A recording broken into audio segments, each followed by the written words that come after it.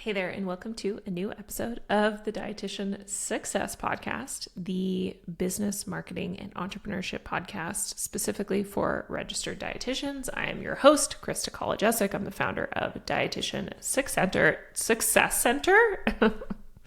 Dietitian Success Center. And every week we tackle 3 different business and entrepreneurship topics for registered dietitians. And I always like to start off with a little personal, little business update. What are we working on? What are we doing? So right now I'm recording this episode on Easter Monday. And I have both kids home because daycare is closed.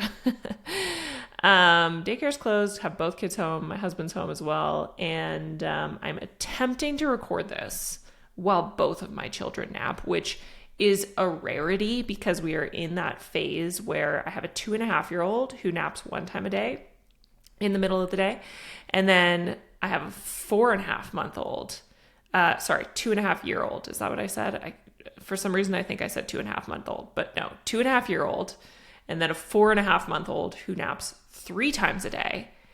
So generally, they're on exact opposite schedules, but every once in a while, we just hit that magic sweet spot where they both happen to be sleeping at the same time during the day. And I really like to record this podcast on Mondays because I just feel like it gives us as a team like the right flow for the week. And so I wanted to try and record this, but I know I'm playing with fire here. I know I'm playing with fire with both kids sleeping because chances are one of them is going to wake up in 10 minutes. But you know what? We're just going to roll with it. We're going to see how far we can get. And if I can't finish in this sitting, then I'm going to try and record it after they both go to bed tonight.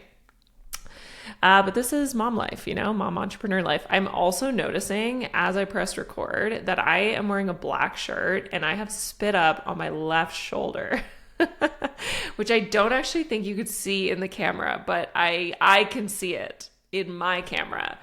But I'm not going to change because again, I'm on a major time limit here. And so we're just rolling with it. And this is how things get done. This is how things get done. Done is better than perfect. So I hope that the spit up on my shoulder doesn't bother you. I don't even know if you can see it, but anyways. So that is my personal update. Business update. What are we working on right now? We have a lot in the works. Lots of fun stuff in the works. We are actually about to celebrate our 5th birthday as Dietitian Success Center. So it's been 5 years of Dietitian Success Center, which I am so proud of and happy about. And it's been an amazing 5 years. And I'm going to be posting something on Instagram this week that's just like 5 of my kind of top business lessons in the last 5 years. And as I was reflecting on that post and writing that post, I was trying to think of like, what are those top things for me that are things that aren't just, the traditional business advice. And I actually think, I'll talk about 2 things. The first thing is that I think that, and as our society and community and culture changes and as AI becomes so much more prevalent, I think that community becomes so important. And one of the lessons that I've learned is that how important audience and community are. And so having an email newsletter, an email list rather, where you are bringing people into your world is so incredibly important. But I also think there's really something to be said nowadays for having an actual community. And so what we do is we actually use our community, the Dietitian Success Center community, as our lead magnet. It's a part of the starter kit you get when you're opting into our freebie. Our freebie is the starter kit, but our community is part of that. And it's actually like a community platform that lives inside our website that people can access for free, and they can ask questions and they can connect with other dietitians. And I just think a community lead magnet is so important and so helpful, especially as we find that information, just simply informational products, become less important or less desirable to get people to actually opt into your email list. Like if I can look something up on ChatGPT, if I can get that same answer on ChatGPT, like what would make me want to opt into your email list? And I think that having a community as actually a part of your freebie is incredibly valuable.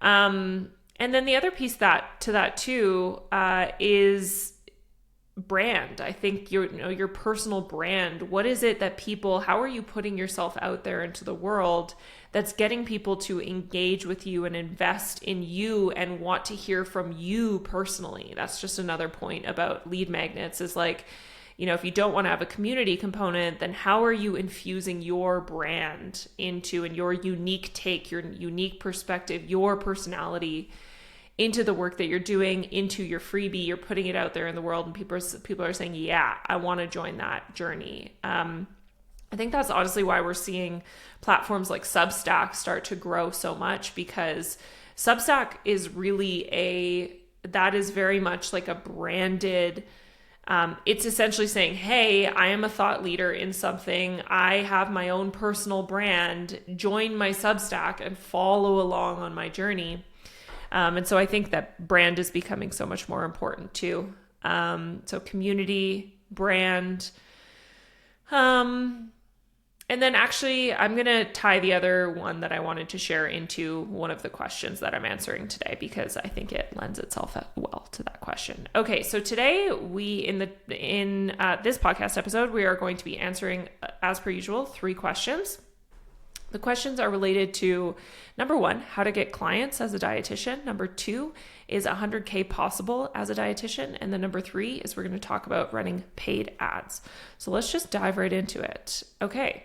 First question is, I've been a registered dietitian for a few years now, and I recently made the leap into private practice. I have my website up. Yes, love it. I'm posting on Instagram, and I've told pretty much everyone I know what I'm doing, but clients are still trickling in way slower than I expected. I'm starting to wonder if I'm missing something fundamental.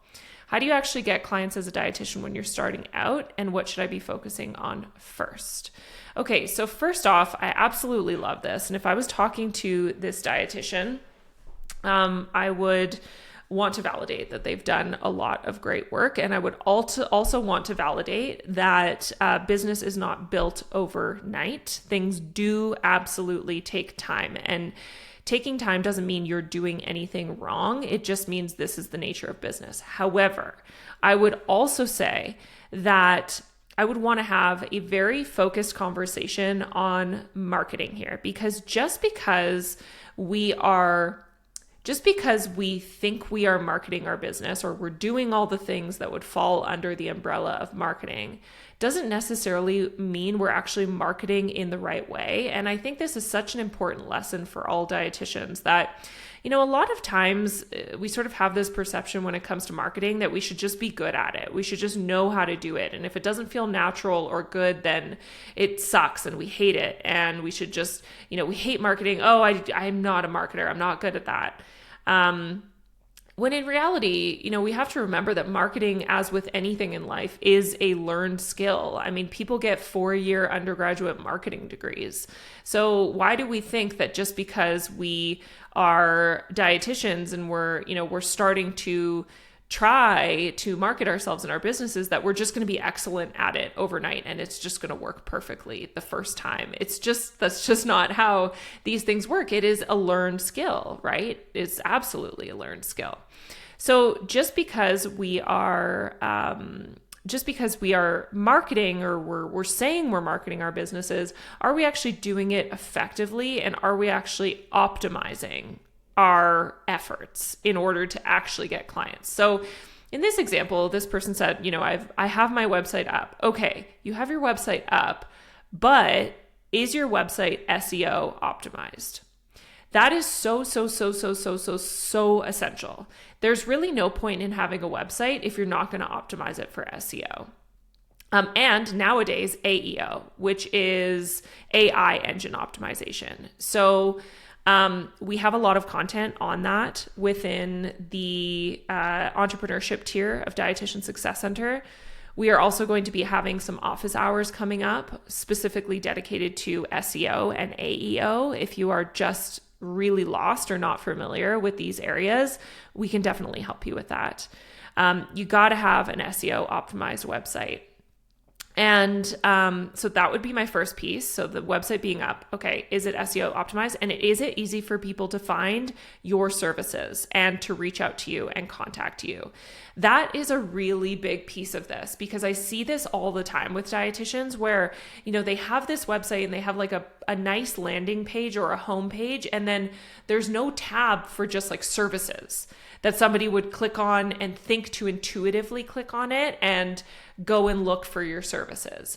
And maybe their services aren't laid out in the best way possible, or maybe there's no call to action on that page for them to actually reach out to you and contact you or book with you. Is it just too difficult for them to do? And I think we can't forget that in today's day, we are, if I go to a website and it's hard to navigate and it's a little bit confusing, even just a little bit, you've lost me. I'll just find somebody else, because we're always looking for that like quick solution. And so we have to make sure we are setting ourselves up for success as business owners by making our websites easy to navigate, easy to use, very intuitive. So you have a services page. Can people actually find you? So that's the first piece. You have your website up, but okay, is it actually optimized? I'm posting on Instagram. Okay, interesting. But just because you're posting on Instagram doesn't necessarily mean you will get clients on Instagram. Now, this is a bit of a nuanced question, and it's so interesting because this is one of those things that I feel like I've only been able to learn over the years by observing and working with hundreds of dietitians on their businesses and interviewing dietitians on this podcast, where I can honestly say that whether Instagram works for you in terms of getting clients depends on your geographic location. I'm not kidding. And the reason why I say that is because when you are depending on where you work and depending on the type of work that you do, Instagram may actually be great for you or it may not work for you. So what I mean by that is if you are in a place, so for example, in Canada, if you live in a province, well, everybody in Canada lives in a province, but anyways, province or territory. But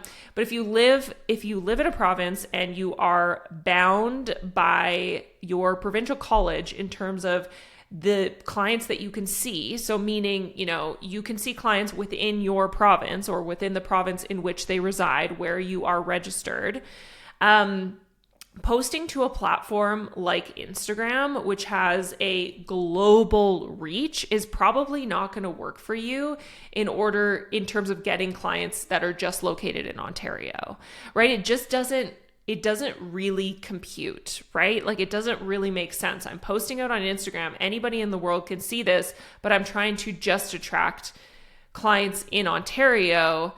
There's a mismatch there. It doesn't necessarily work. Now, that's not to say that you shouldn't post on Instagram, because Instagram can be a really great driver to your email list. It can be a really great driver to if you have products that you want to sell, like digital products that don't require you to only sell to people within your province.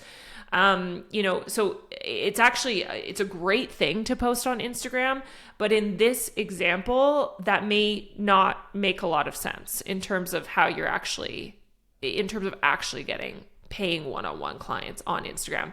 Now, on the flip side, if you are somebody who, if you have a specific niche, if you have a signature program, if you are doing more of like health coaching, nutrition coaching style work, and you choose to work with people outside of your state or your province, now that's a topic for another time.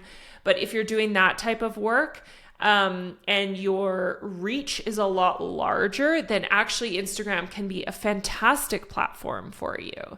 So it very much is a case-by-case basis. I always like to just say that. I never like to give sort of blanket statements around like this always works for everyone, because it doesn't always work for everyone. But that's also why I think, what we do with the entrepreneurship tier of the membership is so incredibly valuable, because you do get that level of one-on-one coaching where we, with the on-demand business coaching feature, you can submit a video or an audio question to us every week, and we will give you feedback based on your unique scenario, because every scenario is different and we come to the table with a lot of diverse experience. So that would be the second thing is, okay, interesting that you're posting on Instagram, but is that actually the most effective platform for you? So the other piece, I've told pretty much everyone I know what I'm doing. Okay, I love that, but have you continued to do that? Have you followed up with everyone that you've told, or has it just been a one-time thing? Because that is another sort of mistake we tend to make, is thinking that a first contact is enough, and it's just generally not. People are busy. People have a lot of things on the go. And just because, you told your friends and family and colleagues or whatever about the work that you're doing and you haven't gotten any referrals, doesn't mean they're not interested. It just simply could mean that they need a reminder, or you're just not top of mind right now, but maybe in a few months down the road you will be, and that will be the right time for them to contact you or reach out to you. So we do have to continue to talk about these things. It's never just a one and done. And then when you are marketing yourself, are you actually talking about are you only talking about the features of what you do, or are you also talking about the benefits? This is a huge component of marketing too. When we talk about marketing effectively, marketing is not just, hi, come see me as a dietitian. I do one-on-one work with patients and clients. Okay, cool. If I heard that, I'm left thinking, well, okay, but what does it look like to work with a dietitian? What are you actually going to do for me? How are you going to help me? How are you going to help me with my food? What does that even mean? Are you going to put me on a diet? Are you going to make me lose weight? Are you going to right? There's all these preconceived notions about what a dietitian does that people come to the table with. And so if we're not actually talking about the benefits of working with us, then that's a huge missed opportunity. And then the other piece here is that maybe you just haven't figured out the best marketing channels for you yet. After interviewing countless guests on the Dietitian Success Podcast, I can honestly say that the number one thing that comes up again and again and again in terms of being the most effective, or one of the most effective ways to market your business and get clients, is building connections in your community. So actually building connections with other providers, other practitioners, other locations, gyms, etc., to build out your client referral base. And then lastly is that word of mouth is effective, but it takes time. Word of mouth is incredibly effective. So all of those people that you're working with right now, if they have a great experience with you, they're going to tell other people about you, but that does take time and you can't skip steps. That's just how it goes. So when you're thinking about your business, I want you to visualize that business is a snowball. It is a snowball that continues to build and grow over time. And that's just how it tends to work. It's so interesting. If I look back on the last 5 years that I've been a full-time entrepreneur, or maybe 6 years, 6 years, every year my revenue has grown. And that's because every year we plant more seeds, more people know about us, more word of mouth, more SEO, more Instagram, more it is volume. It just grows every single year like a snowball. And that is just how business works in the majority of cases. Now, if you're sitting here and you're like, this is so frustrating because I just want to make this work. I just want to get all these clients right now. If you are feeling financial strain in your business, it is wise and recommended to get a job because, and I've said this on the podcast before, your business is going to take the time that it's going to take, and it's going to take time to plant those seeds and to get those marketing engines starting to roll. And if you feel like you're putting too much pressure on your business, that can be really, number one, it's going to be stressful for you, but that you may be putting a little bit of like a desperate energy into your business, which can sometimes be perceived on the other side. So, take the financial strain off, allow your business to just do what it's going to do. The best time to start a business is when you already have a job. And then you can grow it on the side and you can progressively make those moves to do it full time. But if you feel like you're in that position where you're like, I just need this to work and it's not working. Okay, what else could you do to still keep it going, but also be able to, pay the bills and not have to like put so much pressure on your business to do that for you? Okay. So that was number 1, and my kids are still sleeping. Okay, incredible. I just checked the baby camera. Next piece. Also my husband's working right now. That's why I'm, I have the camera here and, he's not just sitting there watching TV. He's also working.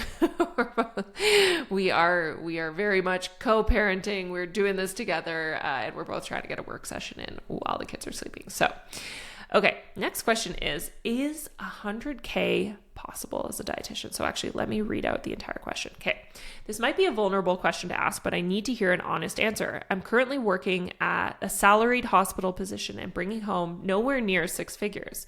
I've been thinking about building something on the side, maybe a private practice or an online offer, but I genuinely don't know if 100K is a realistic goal for a dietitian or if I'm setting myself up for disappointment. Is earning 100K actually achievable in this profession, and what does it realistically take to get there? Okay, this is great. So I actually have data to support this. When we did a survey last year when we were doing market research for the entrepreneurship tier of Dietitian Success Center. And as part of that, we asked the question, how much money are you currently bringing in your practice? And so we asked, what was your total business revenue in the past 12 months? And actually 15% of those who responded said that they are making between $100,000 to $200,000 a year.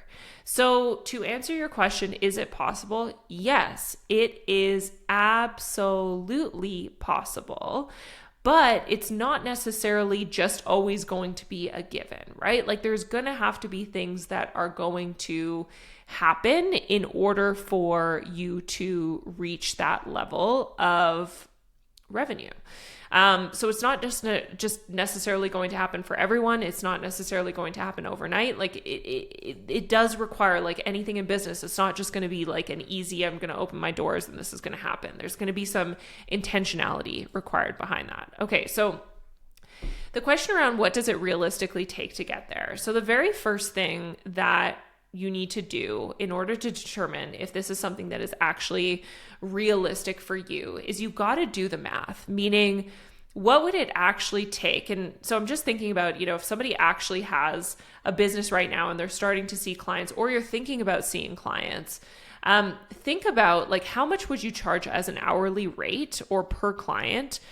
Or how much are you currently making per client, and do the math. Most people have never actually done the math to say, okay, well, how many clients would it take for me to actually make $100,000 a year? Because particularly if you are accepting insurance, which if you're accepting insurance, one of the great things there is that you often have more clients coming to you sooner. But one of the downsides there is that you may not make as much money per client or per hour of your time. And so if you're thinking, oh, I really want to make $100,000 this year, but I'm only making whatever, $70 per hour for each client, is that actually possible for me based on the time I have available? So actually do the math. Go $100,000 divided by your hourly rate and see how many client hours would that require to actually make that amount of money, and ask yourself, is that possible for you? Now, if the question is, no, it's not possible for me, but I would still like to do that, well, then there's a couple of other questions you can ask yourself. So, I would say most of the dietitians who are making $100,000 a year or more usually have multiple revenue streams, which means they're not only working with clients, they are likely doing other things too. So there's other things that they are doing, whether it's consulting, whether it's freelancing, whether it's brand work, media work, that is helping them get to that $100,000. I listened to a podcast a while ago, and this is such a helpful visual. It was the Food Blogger Pro podcast. I listened, so long ago, like 10 years ago. And I still remember this visual where they were talking about multiple revenue streams, and they were talking about, they were like, visualize it like an egg carton, where the whole egg carton is all of your business revenue.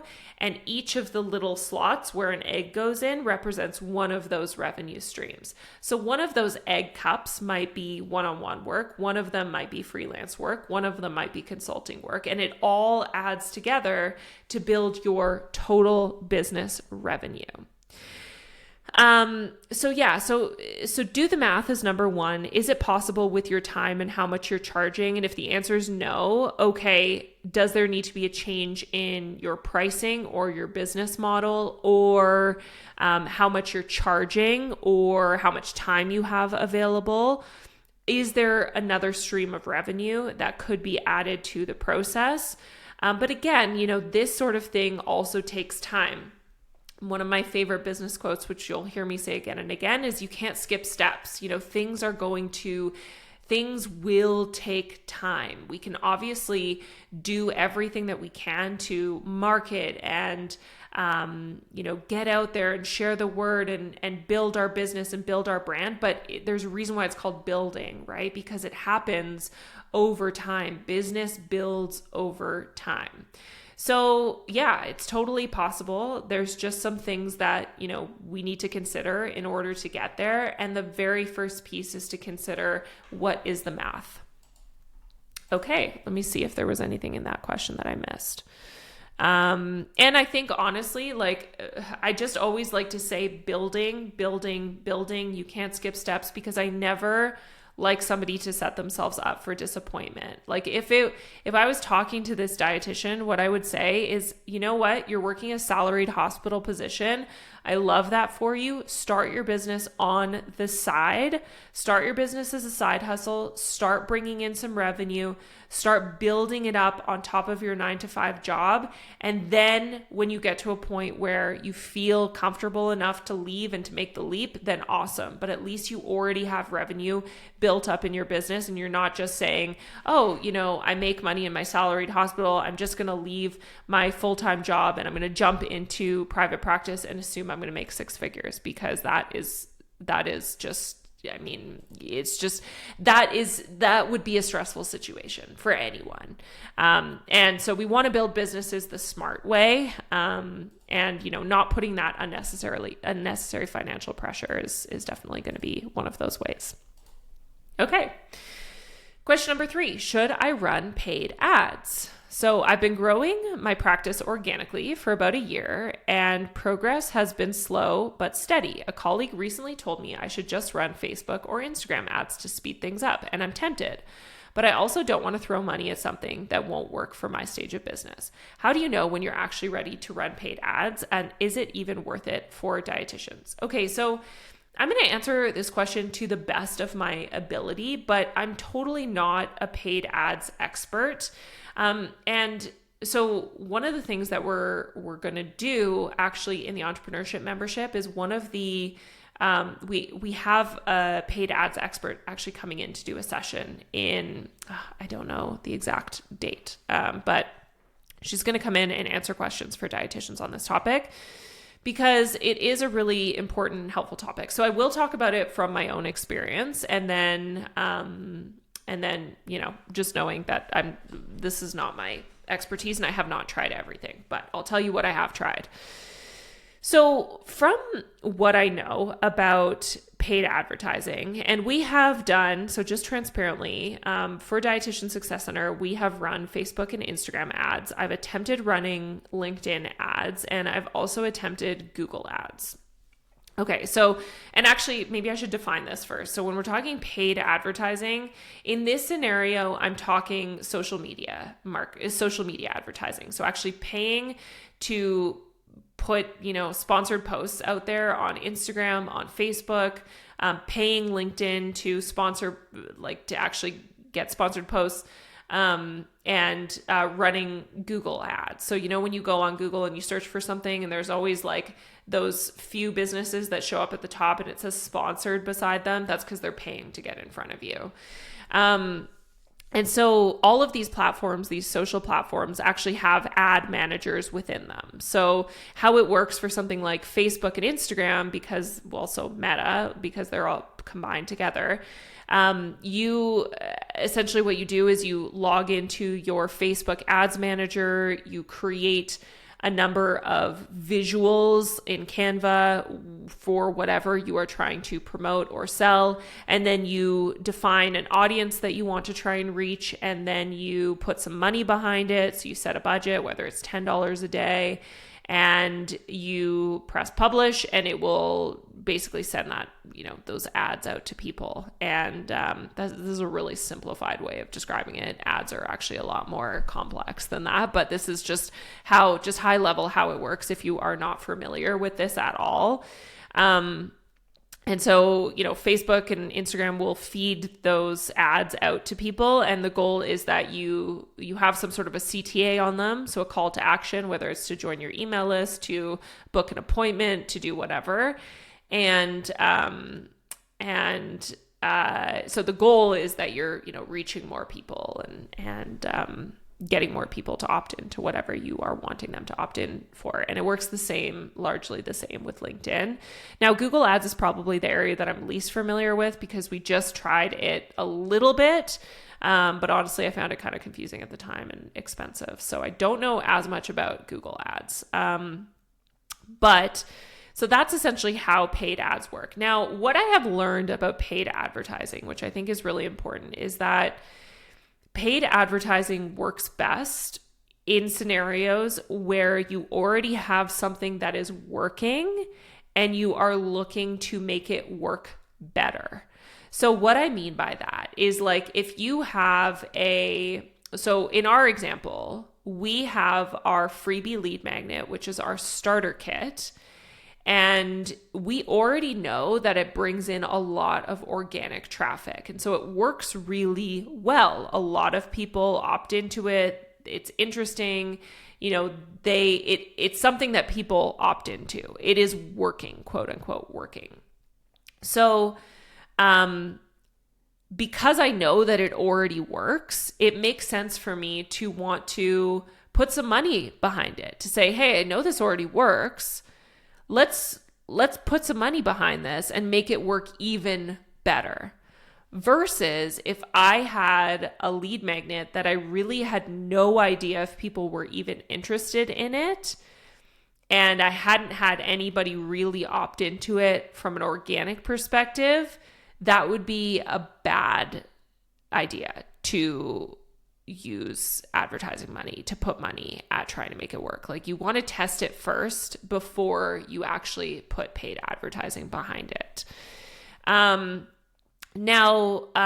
So that's been our experience with Facebook and Instagram ads. And then, what we have done, what our strategy has been is, you actually use the ads to bring people into your email list, bring them into your world, and then send them through your email nurture sequence to be able to sell them on something, whether it's products or services or whatever. That is really what worked best for us. Now, I don't know, honestly, and I think that this will be the best this will be what the office hours session will be best for, is the question around, does it make sense to run paid ads just directly to your services, your one-on-one services as a dietitian? I don't know the answer to that when it comes to Facebook or Instagram ads. I don't know the answer to that when it comes to LinkedIn, but I do definitely notice that it seems like that is a really effective strategy for Google Ads. And I say that because obviously when you go to Google Ads, when you go to Google and you type in a service like, dietitians near me, there's people that are going to pop up to the top. They're going to pop up to the top, and often they are sponsored. So there's been money put behind that. And so we want to try and get in front of more people. Ultimately, that's the goal with ads. And so I do think it can be effective, but honestly, I just don't know enough about it to really talk about it. But, I think ultimately paid advertising, like anything, isn't just going to be the magic bullet that's going to fix everything or solve everything. I would really think about how are you organically marketing in your business first, because paid advertising is not necessarily just a shortcut, as in, then I don't have to do any organic marketing. Organic means not paid. Organic marketing because I have paid ads. I've never really heard of a scenario where that works or where people have success with that. So the other thing I want to say too is that, and this is a really interesting kind of case study, is one of the things we were exploring last year actually is we were exploring, and we're sort of still exploring it, is the idea of having a telehealth branch of Dietitian Success Center. So actually having a patient client care branch of the business. I won't talk about it in too much detail, but one of the things that we did as we were starting to build this business is we set up a website and really dialed in the SEO, and particularly the local SEO for where we were thinking we would operate this business. And I will tell you that we started getting client inquiries fairly quickly. It took maybe 2 months for the first organic person to find us through Google. So, and then it will just continue to happen as your business gets more recognized on Google, as you get more traffic, etc. It's just sort of the gift that keeps on giving. So you may not even need to run paid ads on Google if you are getting a lot of traffic via organic Google search, which can be possible with good quality SEO. So yeah, I mean, we have a case study where, we started something from the ground up and it has been working to just do organic. So anyways, it's kind of an interesting tale, and I hope an important signal to say how important SEO and AEO is. And again, if you need help with that, if you're feeling lost with that, then we can help you in the Dietitian Success Center Entrepreneurship Membership. Okay, that was fun. I loved those questions. I love this new format of the podcast. I hope you love it too. Send me a DM at kristaco.rd if you've been enjoying it. It's always helpful for me to hear. I've said this before on the podcast, but podcasts are really interesting because they're sort of a bit of an echo chamber. I put stuff out there into the world, and I always wonder, how is it resonating? Because there's really not that back and forth with a podcast. So please reach out to me at kristaco.rd. Tell me what resonated with you. Tell me what you liked. Send me a voice note. I would absolutely love that. Okay, have an awesome week, and I will see you in the next episode.